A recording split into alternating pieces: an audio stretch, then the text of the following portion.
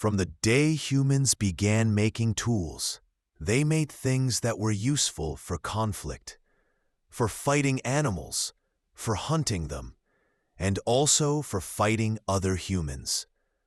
As humans became more civilized and more dependent on land, conflict between people increased. If we look at the first wars in history, it's said that they were always about land. Agricultural lands, like the areas around the Nile River and Mesopotamia. In the wars that took place between humans, sometimes warlords emerged whose brutality could make anyone tremble. In this video, we want to get to know some of the most violent warlords in history. In 669 BC, more than 2,700 years ago, there was an empire in this region called Assyria. After this empire emerged, the most brutal warriors in history also appeared.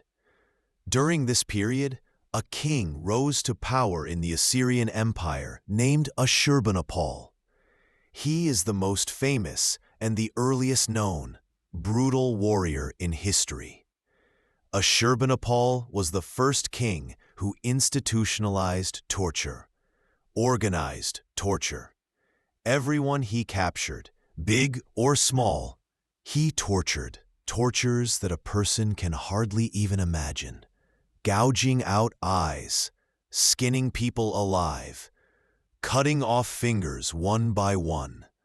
Ashurbanipal's notoriety comes from the fact that he didn't only torture enemy soldiers, but also the inhabitants of the opposing cities in exactly the same way.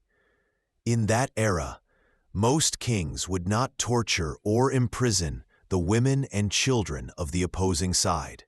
But Ashurbanipal said, "None of that matters. An enemy is an enemy." In that era, most kings would not torture or imprison the women and children of the opposing side. But Ashurbanipal said, "None of that matters. An enemy is an enemy." There is even an ancient inscription showing an Assyrian soldier, under Ashurbanipal's orders, cutting open the belly of a pregnant Arab woman. You might ask, Arab? What do you mean? There were no Arabs 2,700 years ago. True, Arab is actually an Assyrian word meaning Western. This woman lived west of Assyria, so they called her Arab. The name remained in the region and eventually became the name for the west of Assyria. Ashurbanipal had a brother named Shamash-shum-ukin. He appointed him as governor of Babylon, a very important city at the time. But when Shamash gained power in Babylon, he said, "Why shouldn't I be king?" He got carried away and rebelled against his brother. Ashurbanipal, dead serious about these matters, marched toward Babylon with his entire army and laid siege to the city. Believe it or not, the siege lasted 2 years. People inside the city were eating one another's corpses. Eventually, some of the starving residents teamed up and opened one of the gates so Ashurbanipal's army could enter. When his harsh forces entered Babylon, he ordered all his commanders, "Not a single person in this city must remain alive. If I find even one survivor, I will punish you in the most severe way." This includes the city's animals too. They must all be killed. This massacre is recorded as one of the most violent massacres in history. And the interesting part is this king and his government were proud of it.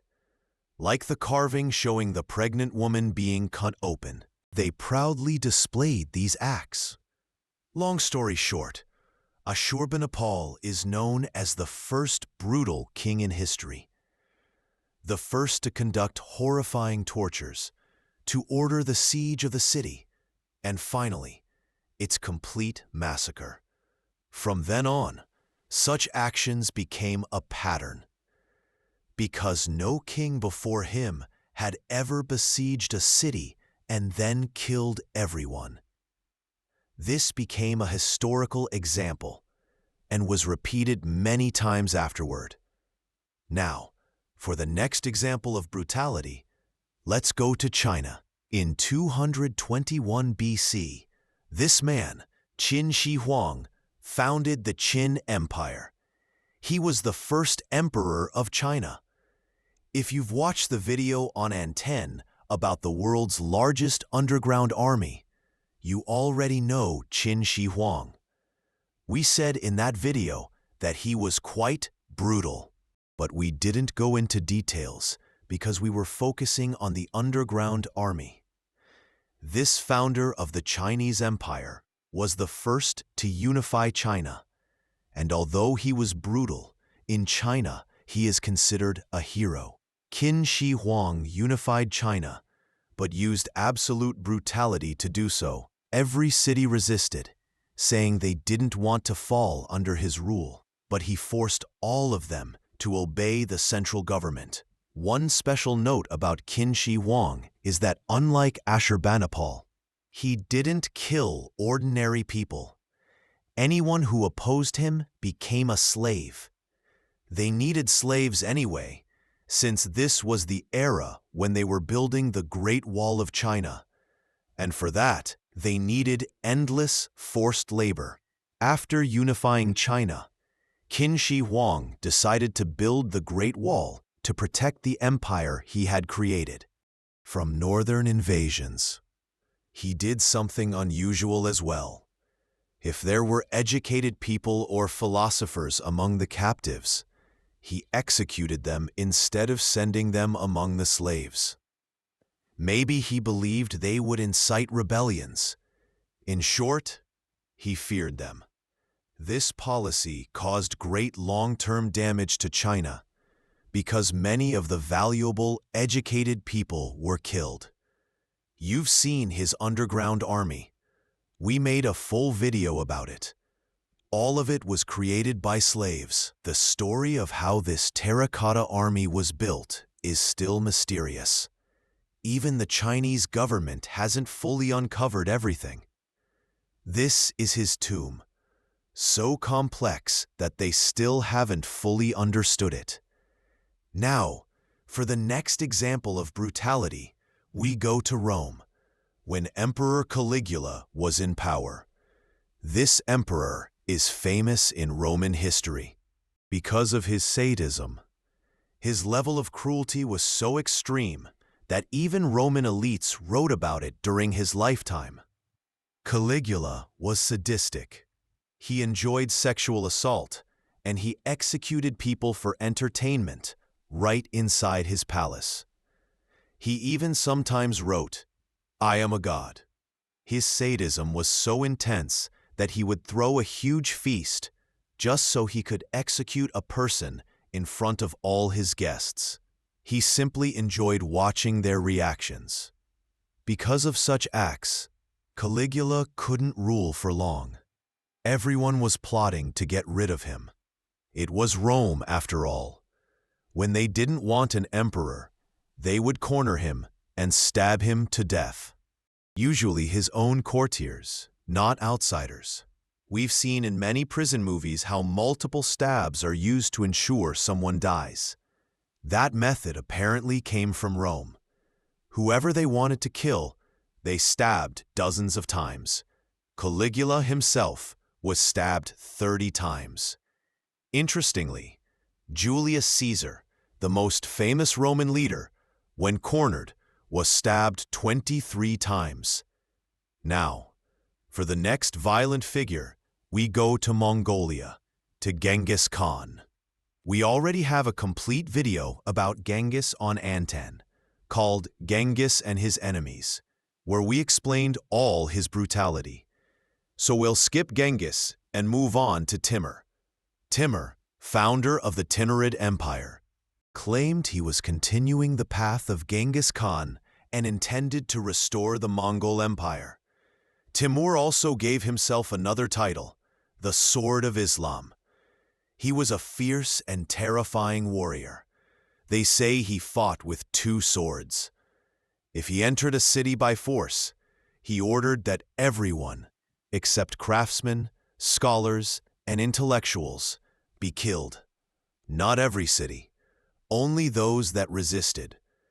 He was the opposite of Qin Shi Huang. He killed the educated people.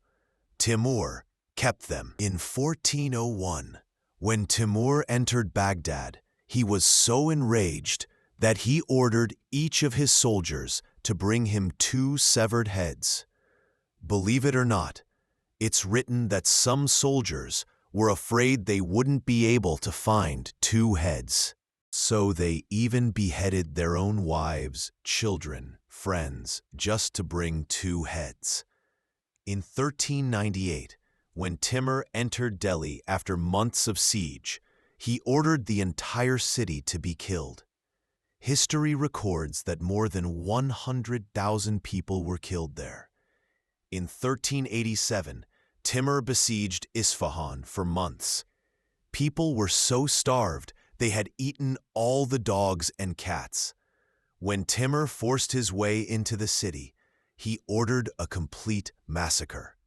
He left 70,000 dead in Isfahan. He was so furious that he ordered the skulls of the people of Isfahan to be piled into a pyramid. Timur's conquests continued. He did the same to Damascus, to Shiraz, and to Tabriz. After Tabriz, Timur set his sights on Ankara. He easily defeated the Ottoman Sultan Bayezid I and took control of eastern Anatolia. Timur ordered that Bayezid be thrown into a cage and not killed. He was to remain in the cage until he died a natural death. Bayezid even begged to be killed, but they said no. You must die naturally. They even placed plenty of food in front of him.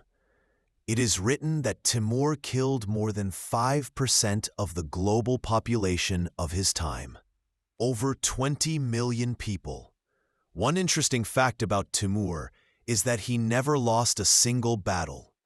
Genghis Khan, on the other hand, did have defeats in his record, but Timur, only victories. The empire Timur established is sometimes called the Empire of Iran and Turan. Its slogan was interesting. The official language was Persian, and the motto was Rosti, Rosti, meaning, in truth lies salvation.